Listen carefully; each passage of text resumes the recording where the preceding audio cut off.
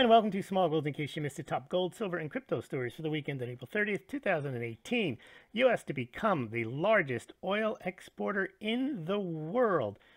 U.S. oil production surges to the largest in the world, and now it looks like the United States will also soon become, according to Citi, the largest oil exporter in the world. We're going to talk about the implications of that development on the end of the petrodollar, so to speak. End of the Korean War.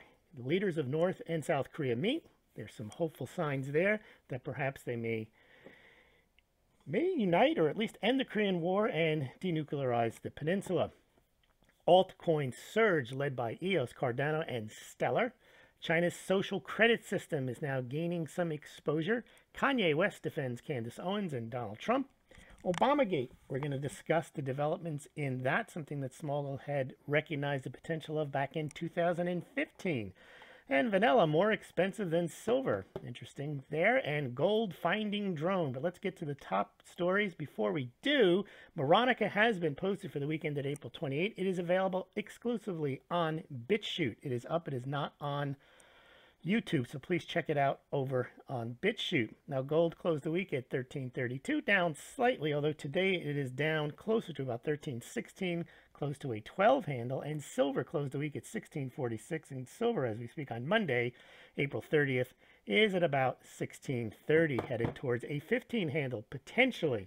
Gold-silver ratio ended the week still above 80, and ended at 80.35, although during the week it had slipped below 80 down to about 78.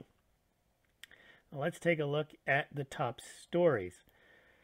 Dollar collapse. Now this is a story that we've been hearing for decades, but it regains new impetus every time something happens where people might think that, oh, this is it. This is the end of dollar hegemony. And that story recently has been the launch of first the gold-backed petro yuan, and then it was the gold exchangeable on the Shanghai Gold Exchange, Petro Yuan, to the, well, there's no gold backing the yuan and there won't be any gold exchangeable on the Shanghai Gold Exchange for those oil producers who purchase yuan. However, they're going to take their yuan and they're going to go and buy gold with it, and that's going to create massive demand and send gold soaring. And also coincident with that is the dollar is going to collapse, and we're going to enter a multipolar world because China and the BRICS have had it. You've heard these stories before.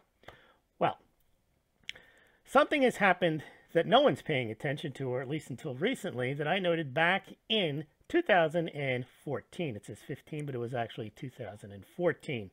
And that is the emergence of the United States as a major oil producer and a major oil exporter. The United States was basically non-existent as an oil exporter just a few years ago and was a moderate oil producer. They are now set to be a leader in both.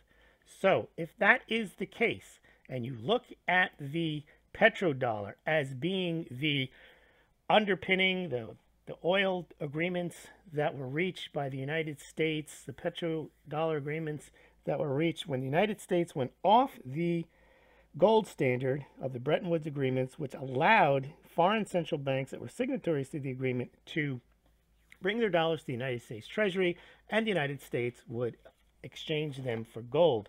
When the United States went off the gold standard, it had a predicament. How would the dollar retain its preeminence as the world's reserve currency? Well, that's where the petrodollars came into play.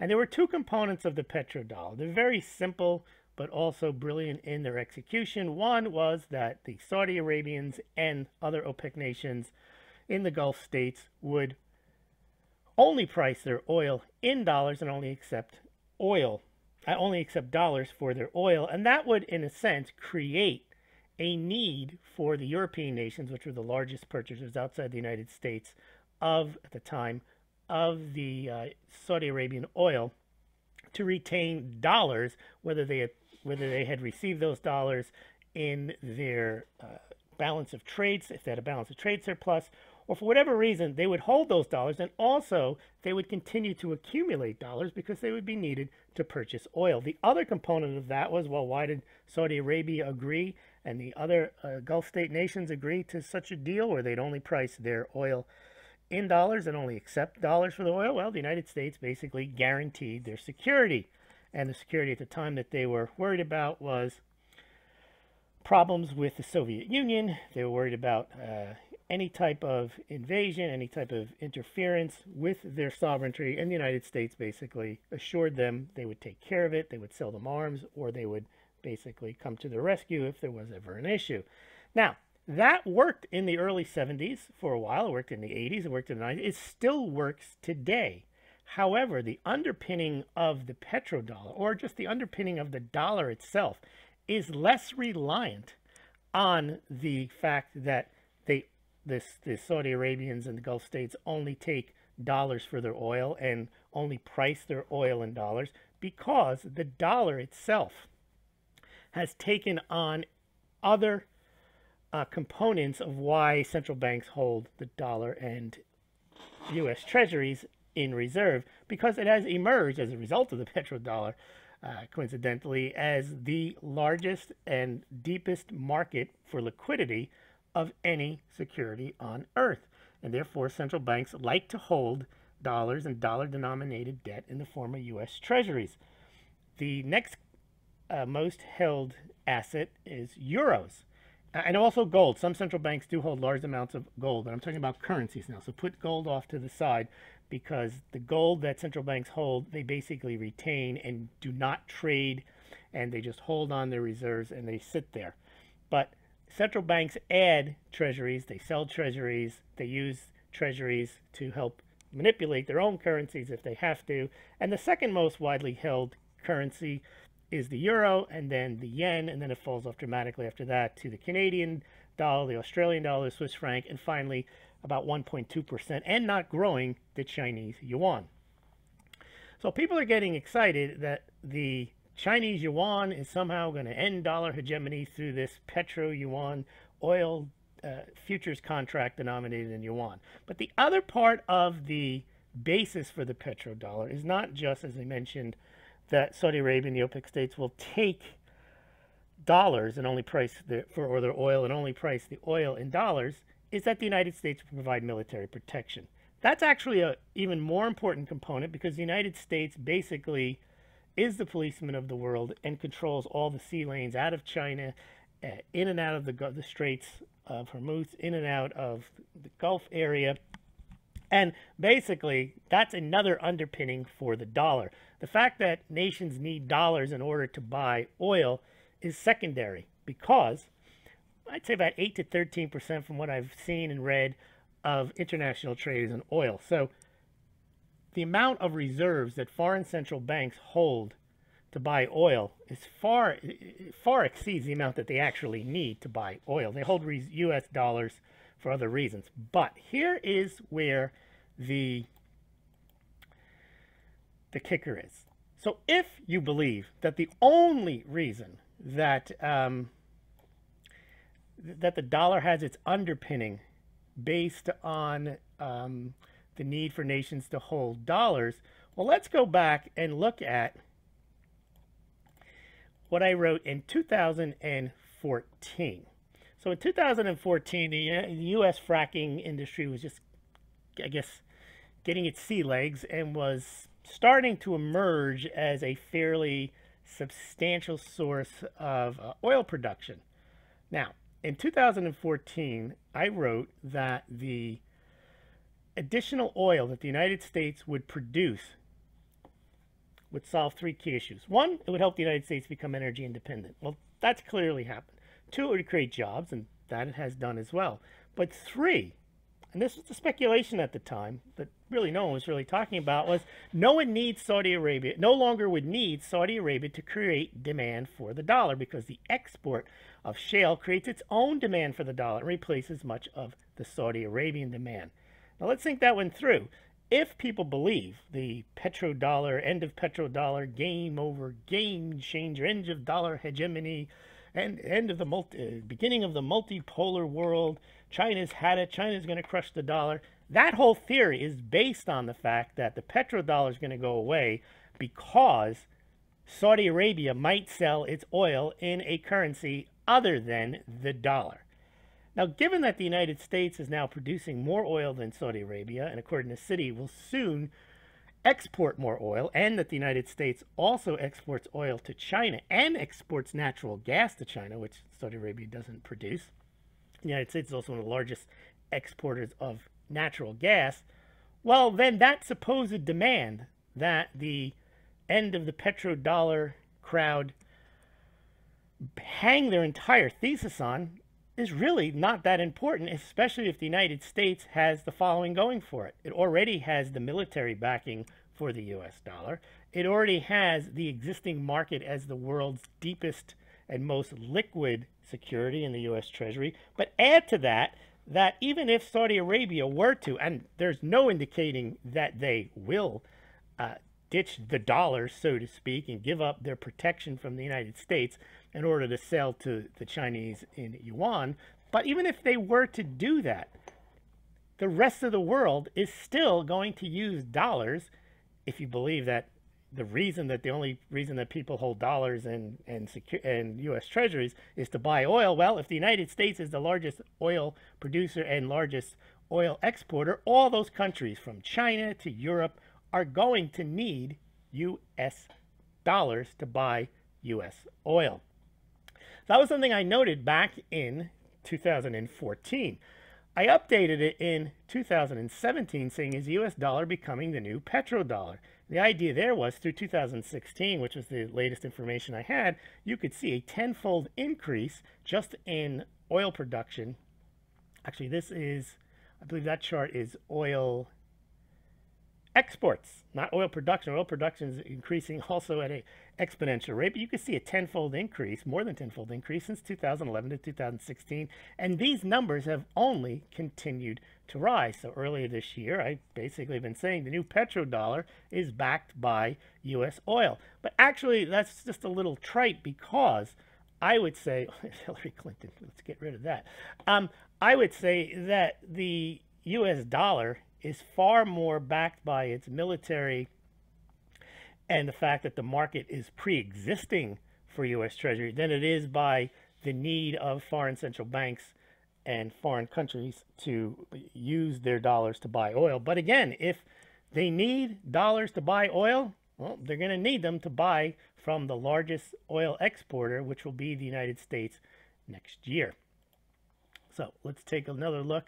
Now, what else is going on? I believe that's it. So the new petrodollar backed by U.S., not Saudi oil. That's something predicted, says by Smaulgld in 2015. I actually did it in 2014 at the end of the year. Here's the story. The new petrodollar backed by U.S. oil. That's my words. But Trump's revenge. U.S.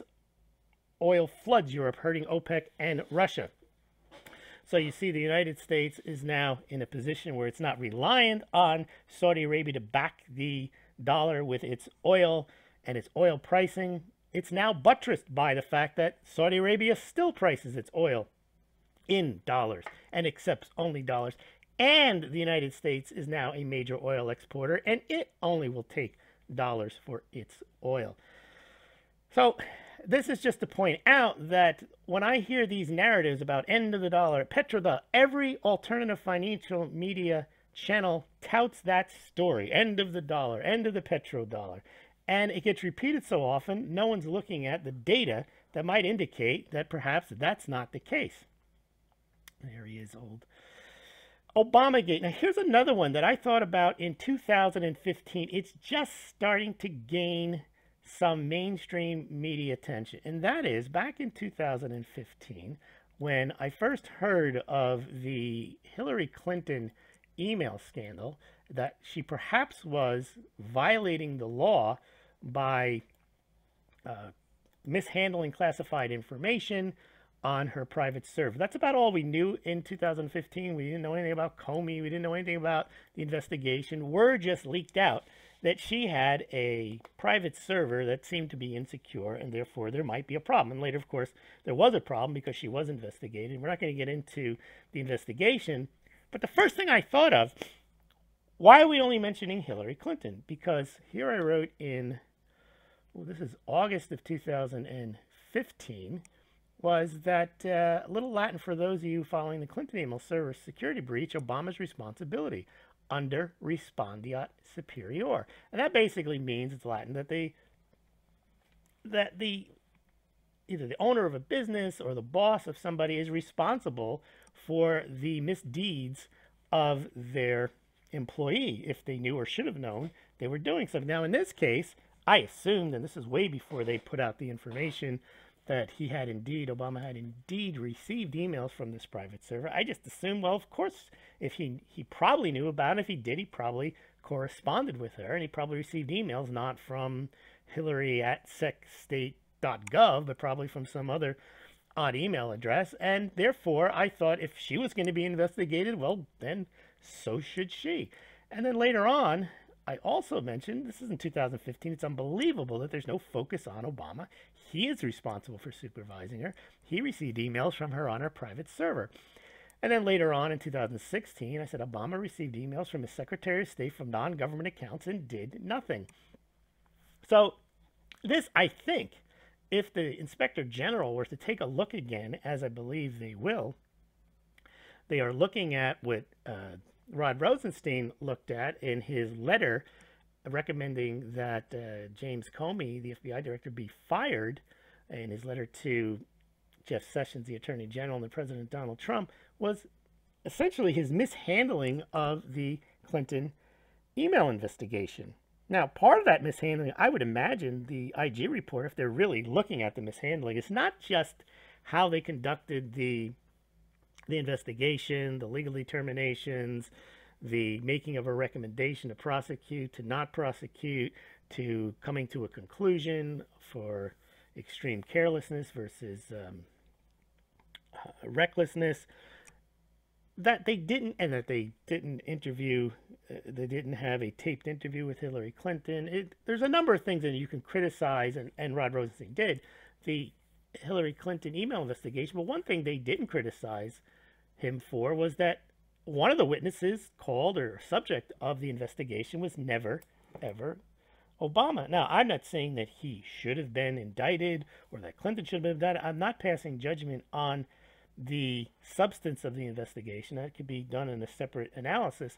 But my point is that if there was a probe into Hillary Clinton's handling of her emails, well, then her boss, under the concept of respondeat superior, clearly should have been a material witness and could have been also a subject of that criminal probe, which, of course, the Attorney General at the time told Comey, according to his own testimony, not to call a criminal probe, but a, quote, matter.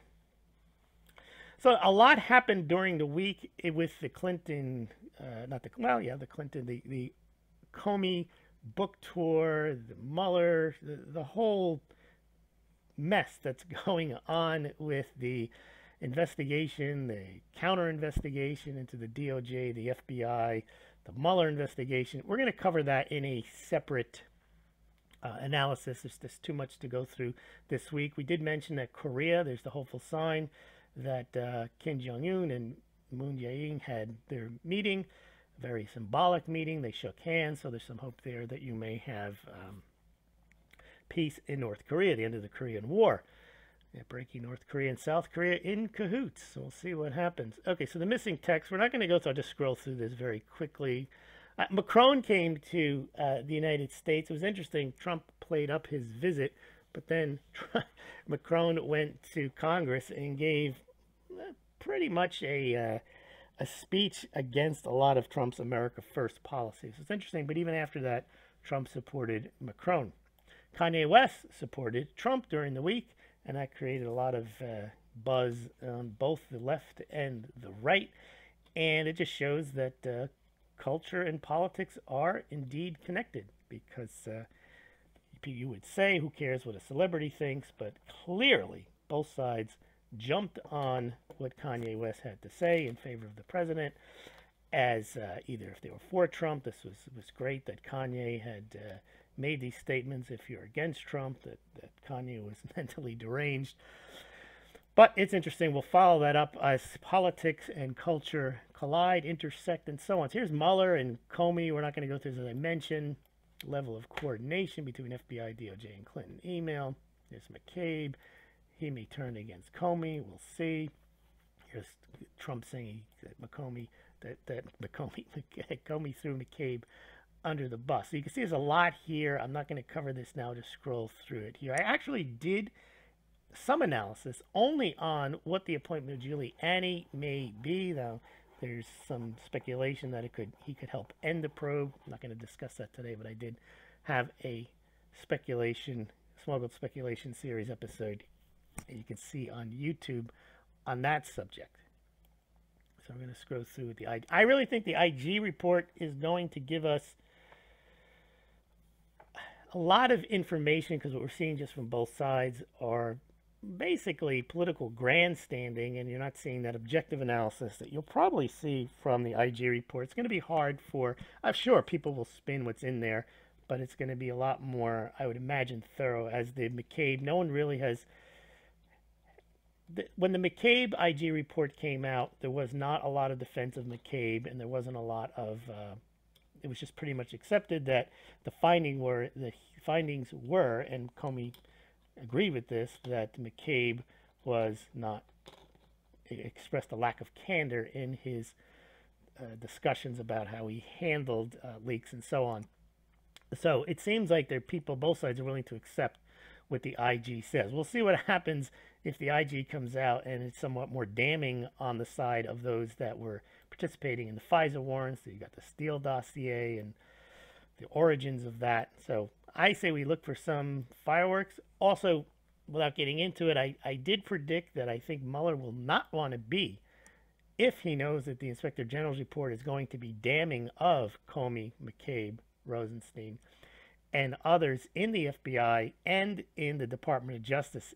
And if there's some hint that the investigation or the appointment of him may be tainted by the findings of the IG report, I think Mueller may want to be out of there. Or he may want to move first, but I don't know what he has. I think if he had something, he would have already gone for Trump by now. So we'll see. So I actually predicting an end to the probe based on the pending IG report and based on the assumption that there's stuff in the IG report that is damning to those that investigated Hillary Clinton and also those that led the Russian probe against Donald Trump. So that's a quick review there, but let's move on now. There's plenty to talk about there, but we're going to do that in a separate YouTube. Now, this gold back yuan, we've discussed this already. But Daniel Lecallier, who is he's an Austrian School of Economics professor, I believe.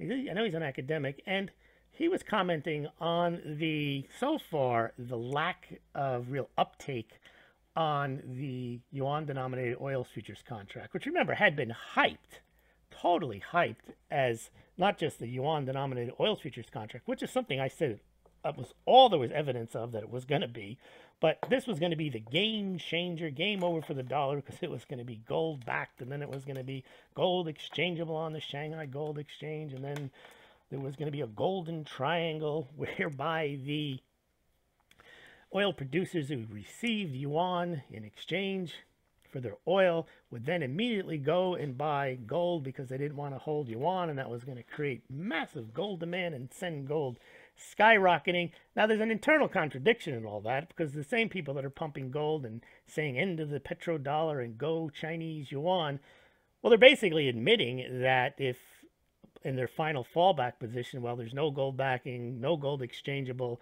but that the oil producers are going to take their yuan, which they don't want, and go buy gold with it, is basically an admission that the yuan is not set to be an international currency. It's not set to, quote, crush the dollar, because if the oil producers don't want to hold the yuan, that defeats the whole purpose.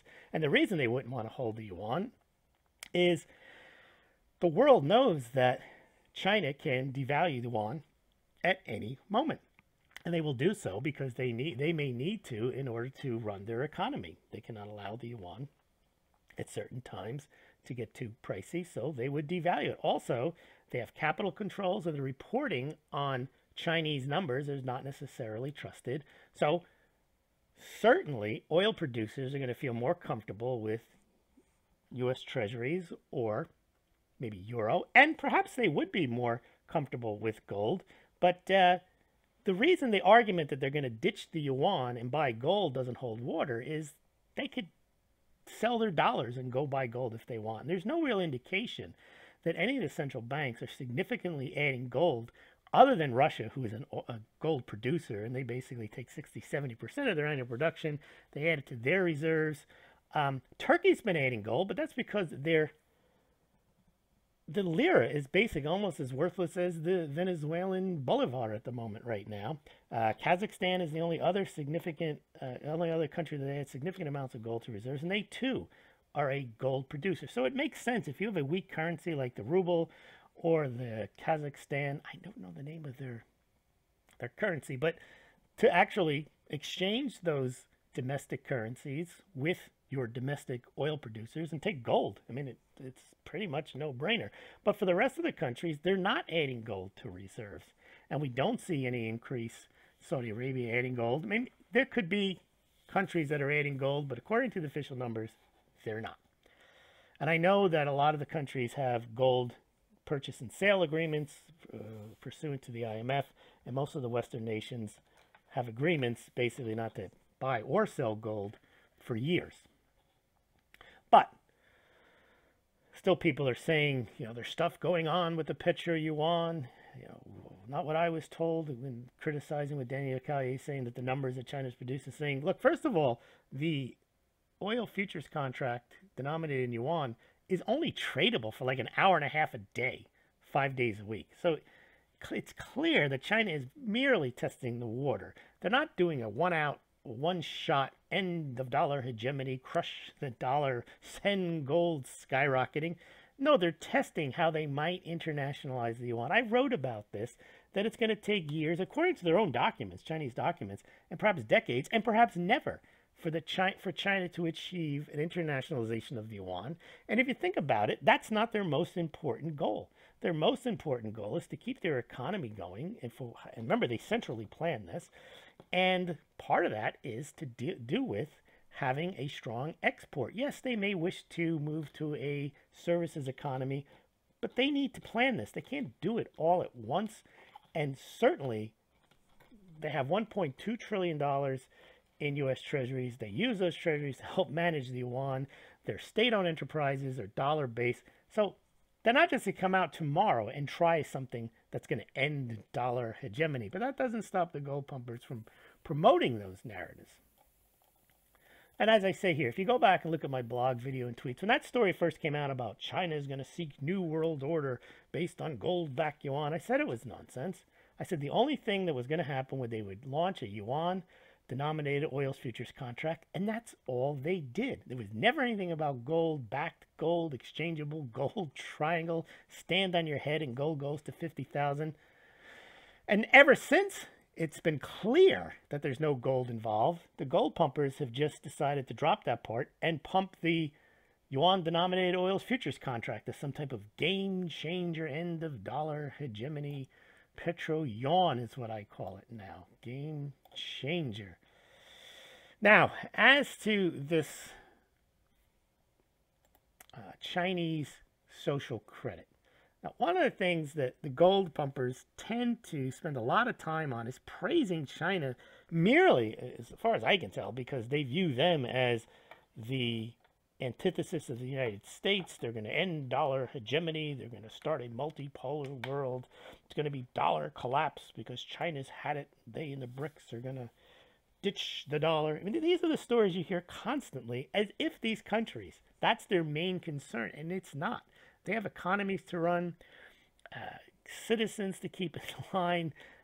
You know who the BRICS are. It's Brazil, Russia, India, China, South Africa. You think South Africans are concerned about crushing the dollar with the problems that they have?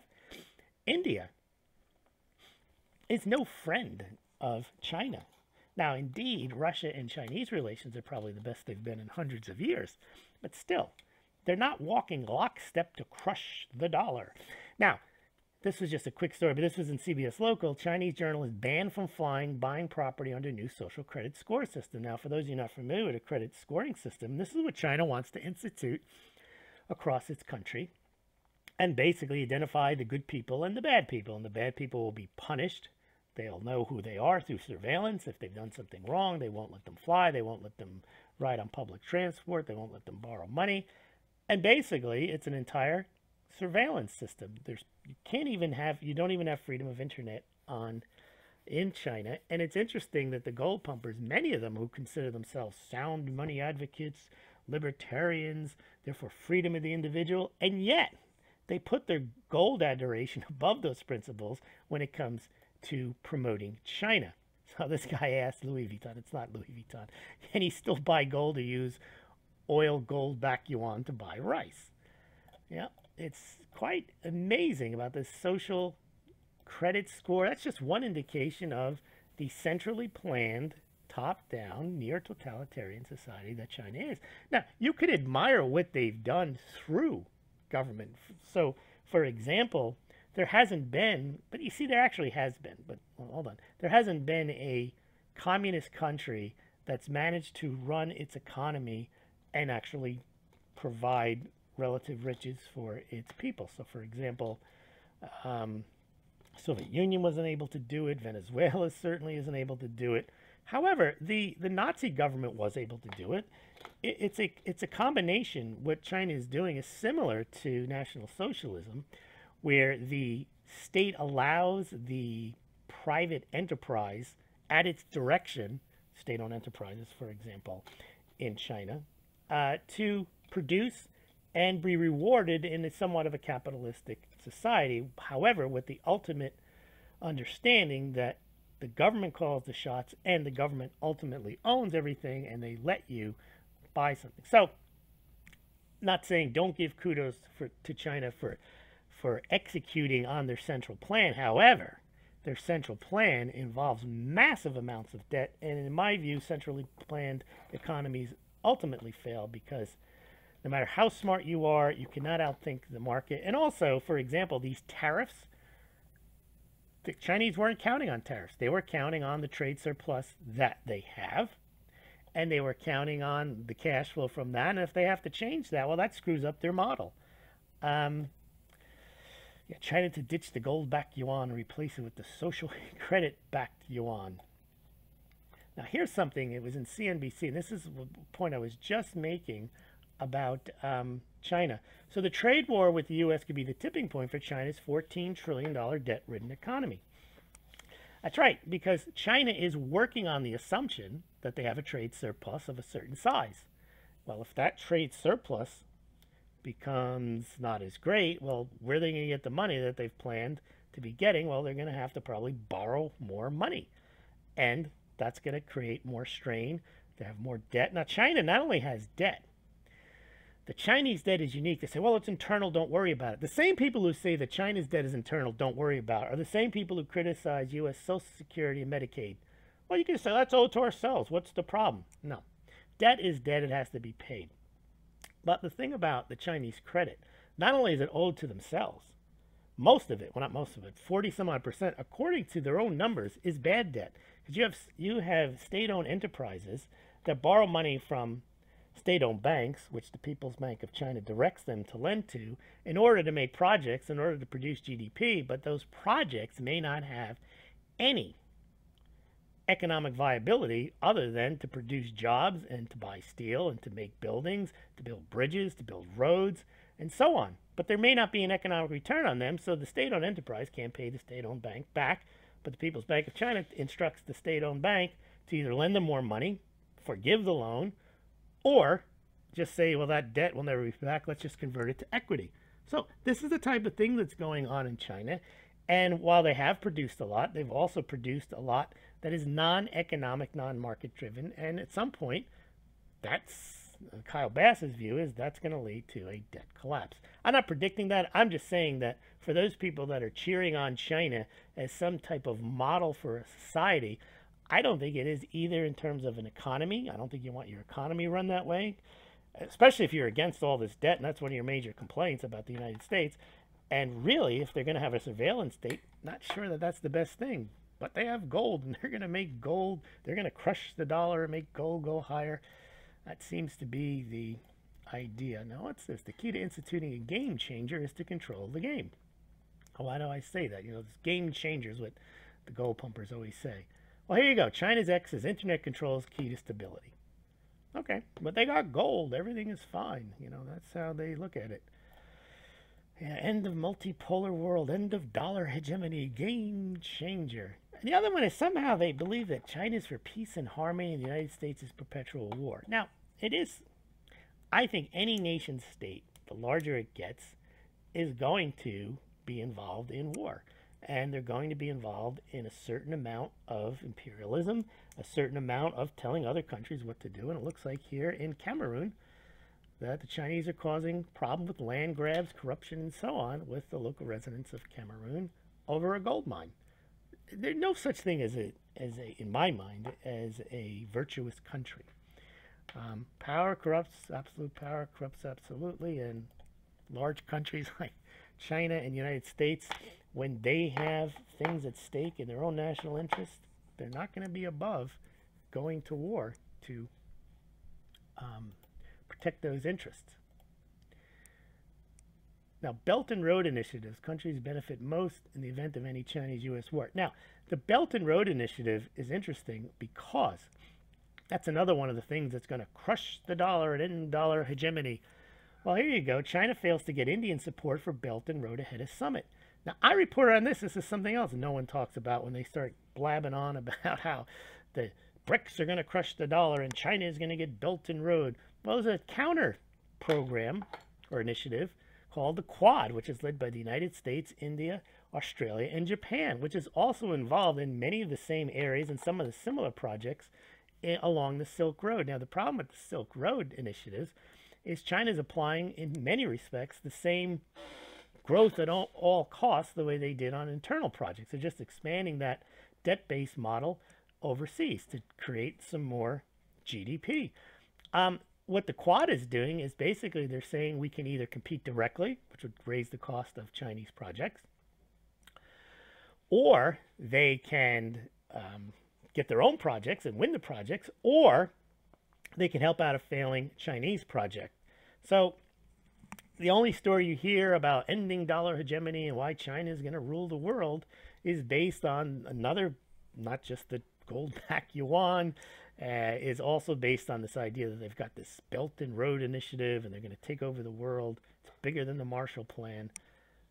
Never talking about the Quad and how India, United States, Australia, and Japan also have interest in that region as well. The other thing, when they talk about the BRICS, I mentioned this just briefly earlier, but South Africa, they're not connected to China in any meaningful way. In fact, South Africa has enough problems of its own. The last thing on its mind is ending dollar hegemony and so on. South Africa, the Cape Town, I think, is going to run out of water in 3 months. India, as we mentioned, is not even with China on the Belt and Road Initiative. We mentioned Russia and China are somewhat connected. I know Russia sells some of its excess domestic gold production to China. And then Brazil. Brazil doesn't have the tightest relationship with any of those countries. So those are the BRICS. They are a Goldman Sachs acronym more than their actual entity. But here you go, China to cut more taxes to support small and high-tech firms. Now, the reason they have to do that is those small and high-tech firms are among the companies that the Trump tariffs are going to hit. So they're going to lose revenue, and, well, China will make it up to them by reducing their taxes. Well, that means that China is not going to get the tax revenue. What does that mean?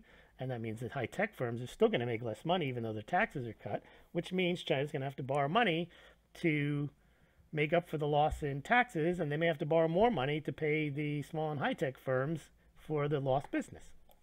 And they may have to bail them out because they now can't pay their bank loans to the state-owned banks. You see how this works?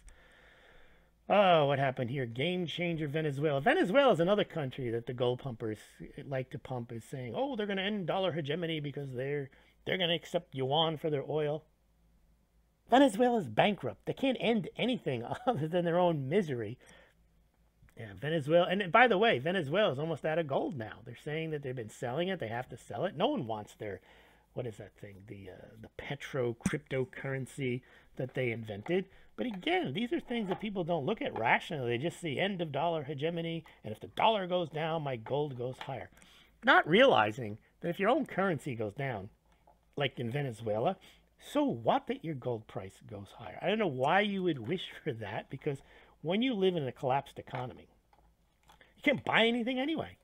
So what that you have gold or you have silver or whatever? You're better off maybe that you have it, but you're far better off not having a collapse than having a collapse. But the YouTubes and the alternative financial media love to talk about Mad Max and credit freezing and China marching its gold out to a stadium and then it's game over, as if the world runs on gold. It doesn't. These people are far beyond, the central banks are far beyond using gold. Oh, they'll have to bring gold in to regain confidence. Confidence of whom? The average person doesn't think of gold in any way, shape, or form other than as a trinket. And they would rather create another digital asset than ever have to tie themselves to a solid asset. We'll see how it goes. I mean, there are $237 trillion in debt obligations out there. People say it's unsustainable. Well, it is. Everything is unsustainable. But if it got to 237 trillion, why couldn't it get to 500 trillion? Why couldn't it get to whatever I don't even know what goes past trillions. All right, dumbest thing I ever heard. Yeah, I think this is talking about Turkey buying gold. And again, they're not doing it to ditch the dollar. Turkey, as we mentioned earlier, has the lira is one of the worst performing currencies. They need gold to basically back up their reserves. And Turkey's going to increase the gold fund reserve. Now, the amounts of, when people say, well, Turkey's buying so much gold, when you have 1,800 tons of gold like Russia has, that's worth $83 billion. That's not a lot in the grand scheme of things. Turkey has 500 tons of gold, 581 tons, and now in the top 10. What is that, $25–30 billion? It's really insignificant. But again, if you just cherry pick the data and you say they're buying gold, well, then I should buy gold. That's where you get this mentality. To cryptocurrencies, my Ether wallet was hacked. 150K was stolen before they managed to patch that up. But here's one. NASDAQ is open to becoming a cryptocurrency exchange. This ties into my theory that they're not looking to ban this stuff. They're looking to regulate it, control it, tax it.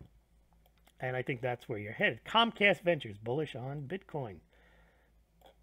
Burby. Now, this is I've been tracking what I called Burble, which was the top 5 cryptocurrencies, which were Bitcoin, Ethereum, Ripple, Bcash, and Litecoin.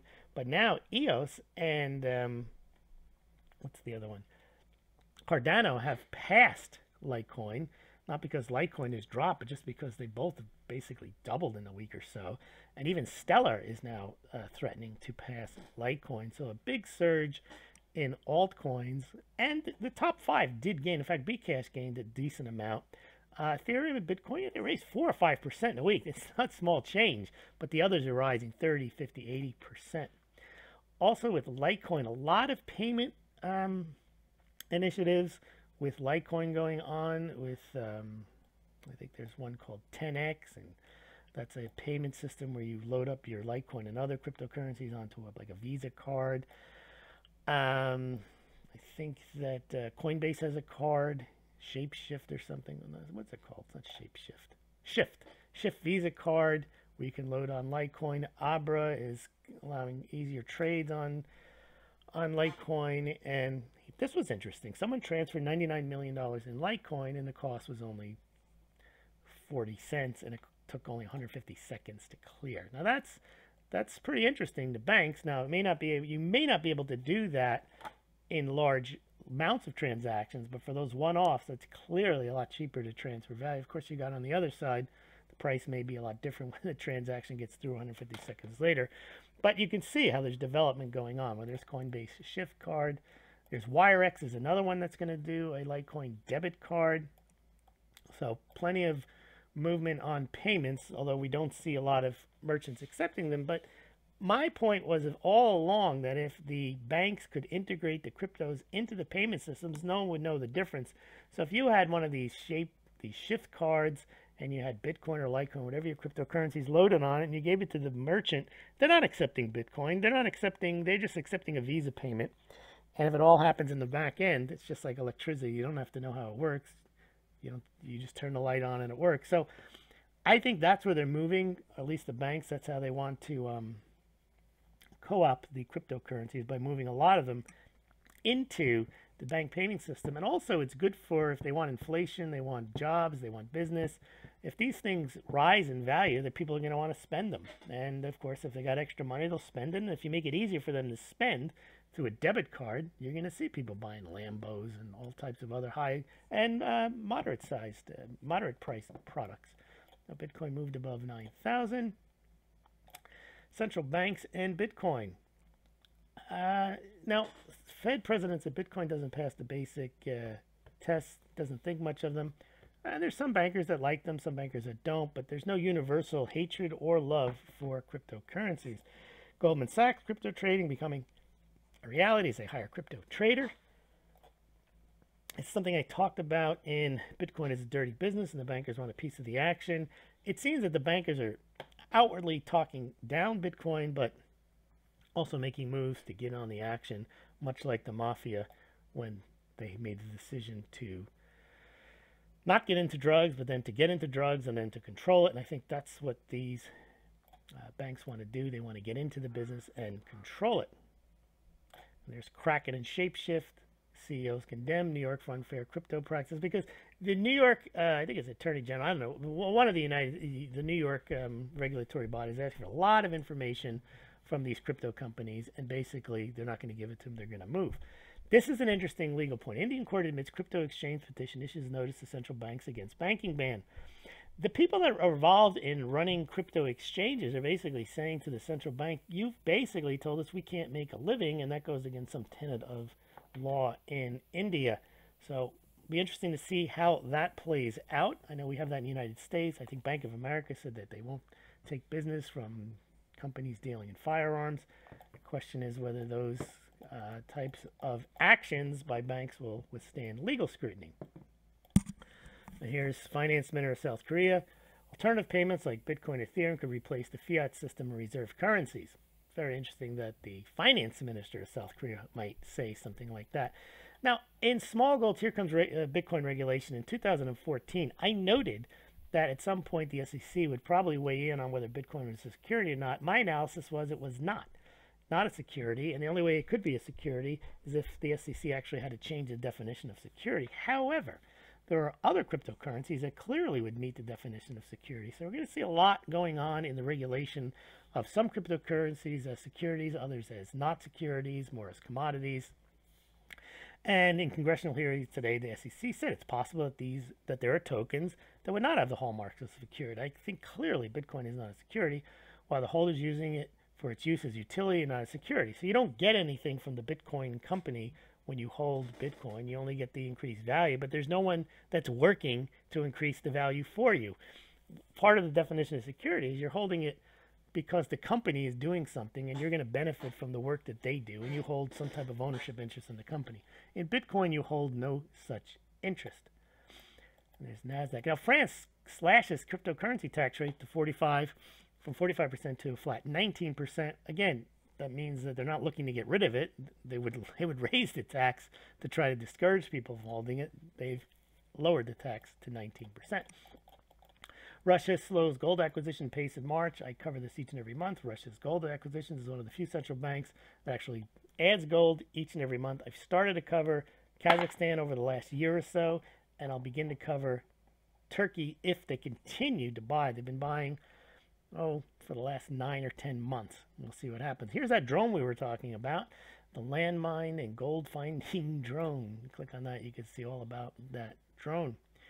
I don't know how it works, but you can read about it there. Now, this is a stupid point. Russia today. Most European countries.